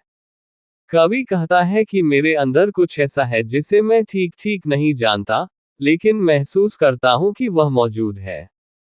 वह कोई साधारण चीज नहीं है जिसे शब्दों या किताबों में समझाया जा सके। वह एक ऐसी गहरी शक्ति है जो मुझे जीवन, प्रकृति और पूरे संसार से जोड़ती है। कभी मेरा शरीर थक जाता है, पसीने से भर जाता है, लेकिन फिर भी मैं शांति और ठंडक महसूस करता हूँ। मैं सोता हूँ और लंबे समय तक आराम करता हूँ। मेरे अंदर जो रहस्यमय शक्ति है, उसका कोई नाम नहीं है, कोई शब्द नहीं है और कोई चिन्ह नहीं है। वह शक्ति पृथ्वी से भी बड़ी लगती है। पूरी सृष्टि मेरे लिए एक मित्र की तरह है, जो मुझे जागृत करती है और जीवन का अनुभव कराती है। कवि अपने भाई बहनों, सभी मनुष्यों से कहता है कि इसे अराजकता या मृत्यु मत समझो। ये वास्तव में व्यवस्था, एकता, योजना और अनंत जीवन है। यही सच्चा आनंद, हैप्पीनेस है। कवि कहता है कि मैंने अपने अतीत और वर्तमान को पूरी तरह अनुभव कर लिया है। अब मैं आगे बढ़कर भविष्य को भी अपने अनुभवों से भरने जा रहा हूँ। हे श्रोता, अगर तुम्हारे मन में कुछ कहना या बताना है तो मुझे बताओ। शाम के समय मैं तुम्हारे पास हूँ, तुम मुझसे खुलकर और सच्चाई से बात कर सकते हो। यहाँ कोई दूसरा नहीं सुन रहा है। कवि कहता है, क्या मैं कभी कभी अपनी ही बातों का विरोध करता हूँ? हाँ, मैं करता हूँ, क्योंकि मेरे अंदर बहुत सारे विचार और भावनाएं हैं।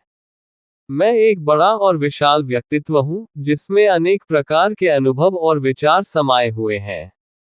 मैं उन लोगों के करीब जाना चाहता हूं जो मेरे पास हैं।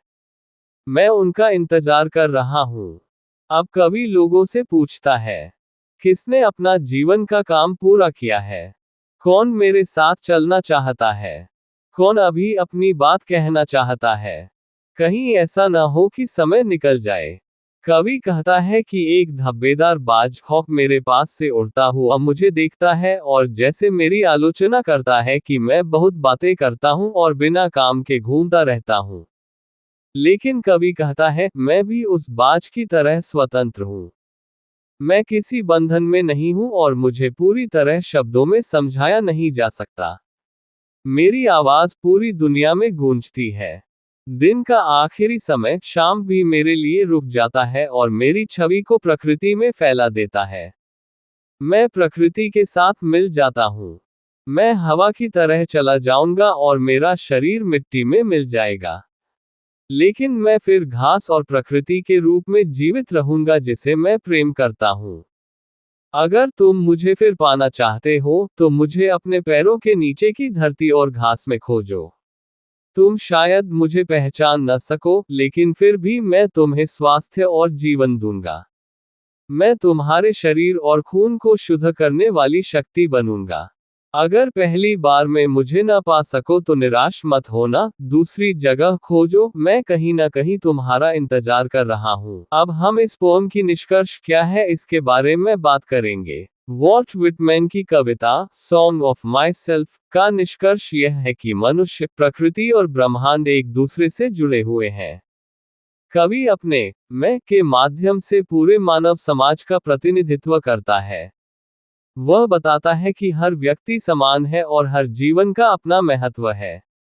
कवि शरीर और आत्मा दोनों को समान रूप से स्वीकार करता है और जीवन को उसकी पूरी विविधता के साथ प्रेम करता है। वह मृत्यु से नहीं डरता, क्योंकि उसके अनुसार जीवन लगातार बदलता रहता है और प्रकृति में हर चीज किसी न किसी रूप में जीवित रहती है। अंत में कवि पाठक को संदेश देता है कि वह अपने अंदर की शक्ति को पहचाने, स्वतंत्र रूप से जिए और प्रकृति तथा सभी मनुष्यों के साथ एकता महसूस करे। ये था song of my self poem की एक्सप्लेनेशन।